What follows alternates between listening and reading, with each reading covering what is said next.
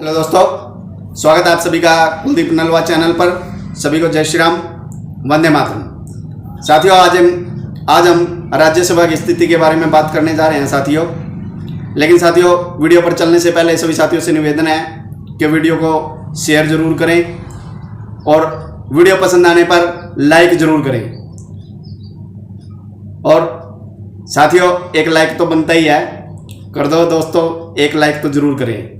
तो अब और इसके साथ ही साथियों, मैं एक और सूचना देना चाहता हूं कि मैंने एक और चैनल बनाया है साथियों, जिसका नाम कुलदीप एंटेक चैनल है साथियों।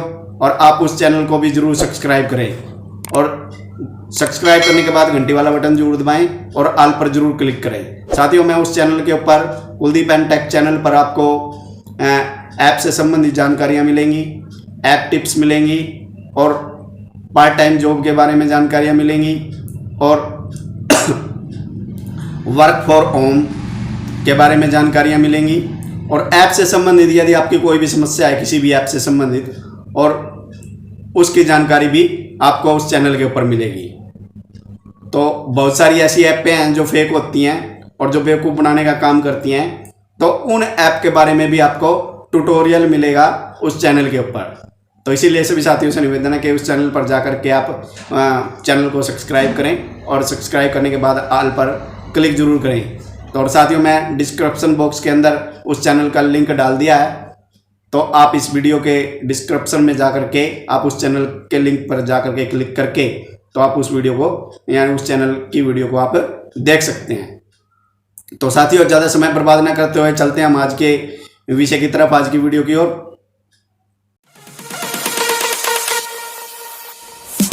तो दोस्तों, आज की वीडियो में हम राज्यसभा के बारे में बात करने जा रहे हैं साथियों। पर लेकिन पहले थोड़ा सा हम ये जान लेते हैं कि राज्यसभा के बारे में हम थोड़ी सी जानकारी ले लेते हैं साथियों। राज्यसभा यानी कि हमारे भारत के लोकतंत्र के अंदर दो सदन हैं साथियों, एक राज्यसभा और एक लोकसभा। और आज हम राज्यसभा की बात करेंगे साथियों।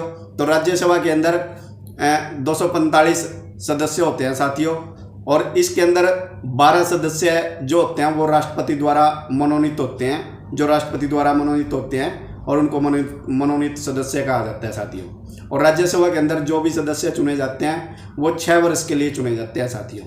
और एक और बड़ी बात ये होती है कि राज्यसभा कभी भी भंग नहीं होती। लोकसभा भंग हो जाती है लेकिन राज्यसभा कभी भी भंग नहीं होती, और इसीलिए इसको ऊंचा सदन बोला जाता है। ये उच्च सदन कहलाता है साथियों राज्यसभा। तो इसी के अंदर ही आज हम इसी के ऊपर ही चर्चा करेंगे साथियों। इसके अंदर क्या हुआ है साथियों, एक पहली बार यानी कि राज्यसभा के अंदर बीजेपी की ताकत लगातार बढ़ती जा रही है साथियों।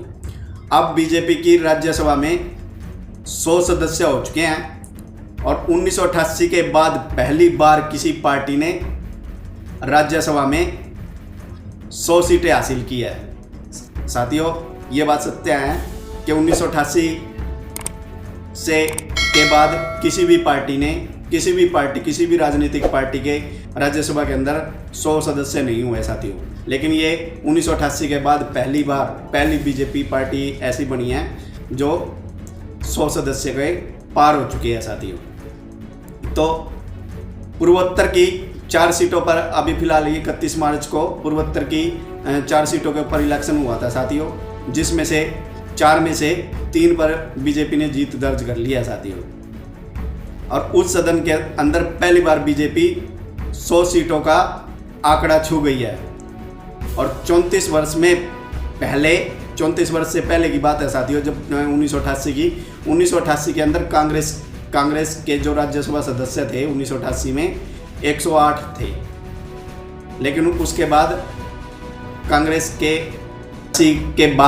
कांग्रेस के 100 से भी नीचे सदस्य हो गए थे। लेकिन उसके बाद किसी भी राजनीतिक पार्टी ने कभी भी राज्यसभा के अंदर 100 का आंकड़ा पार नहीं किया था साथियों। लेकिन अब ये बीजेपी ने इतिहास रच दिया। अब बीजेपी का आंकड़ा 100 से पार हो चुका है साथियों।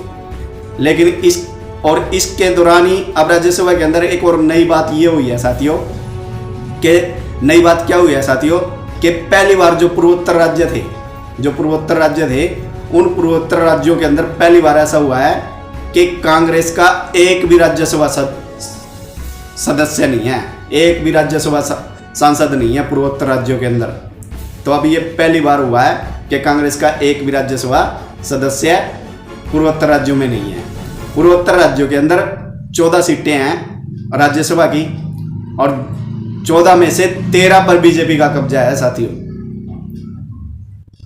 तो और इसके अंदर यानी कि ये 31 मार्च को चुनाव हुआ था 4 सीटों के ऊपर, और जिसमें से 3 पर बीजेपी ने जीत हासिल की है। और वो सीट कौन कौन सी है? एक तो त्रिपुरा की, 2 असम की और 1 नागालैंड की।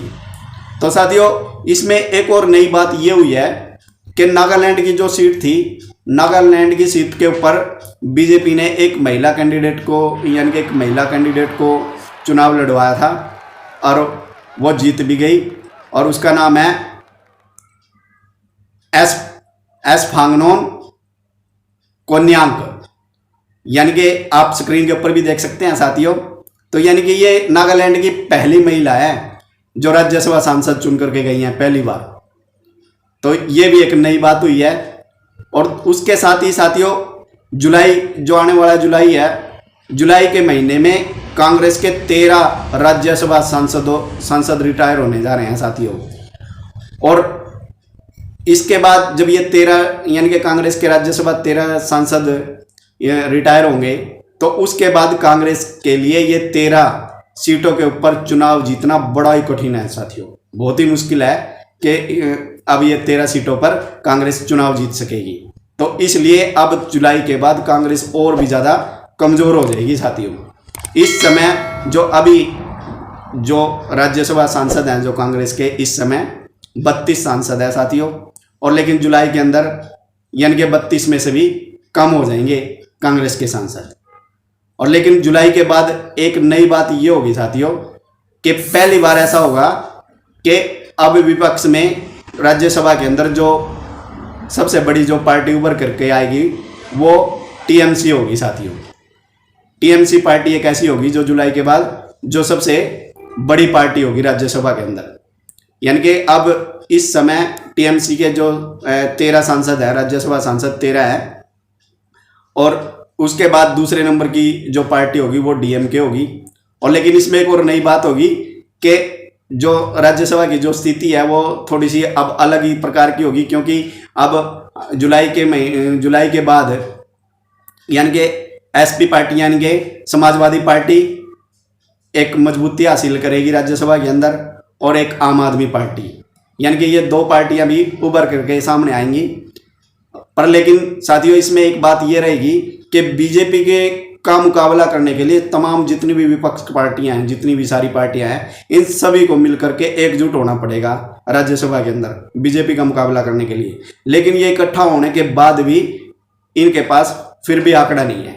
तो कहने का मतलब यह है कि अब के समय में राज्यसभा के अंदर बीजेपी की पार्टी एक ताकतवर पार्टी बन करके उभर चुकी है साथियों। तो साथियों आज की जानकारी सिर्फ इतनी सी मैं आज लेकर के आया था, और आशा करता हूं कि ये जानकारी आप सभी को पसंद आई होगी।